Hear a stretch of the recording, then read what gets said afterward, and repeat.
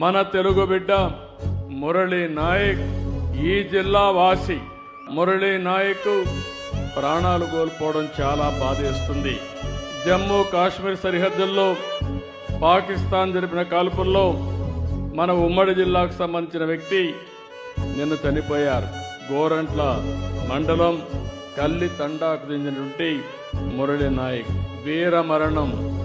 దేశం కోసం చనిపోయారు. బాధేస్తుంది. వాళ్ళ తల్లిదండ్రులతో ఇప్పుడే నేను మాట్లాడాను. తల్లి వచ్చి జ్యోతిబాయ్, తండ్రి వచ్చి రామ్ నాయక్.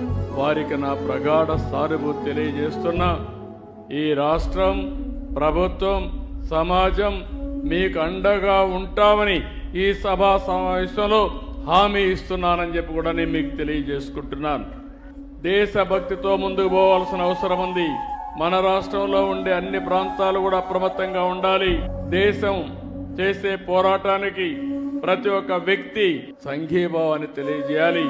అండగా ఉంటామని నినదించి చెప్పాల్సిన అవసరం ఉందని చెప్పి కూడా నేను మీకు తెలియజేస్తున్నాను. భారత్ మాతాకి, భారత్ మాతాకి, భారత్ మాతాకి. ఎవరైతే చనిపోయారో, వీర మరణం పొందారో వారి కోసం 2 నిమిషాలు మురళీ నాయక్ ఆత్మకు శాంతి కలగాలని కుటుంబ సభ్యులకు ప్రగాఢ సానుభూతి తెలియజేసుకుంటూ 2 నిమిషాలు మౌనం పాటిద్దాం.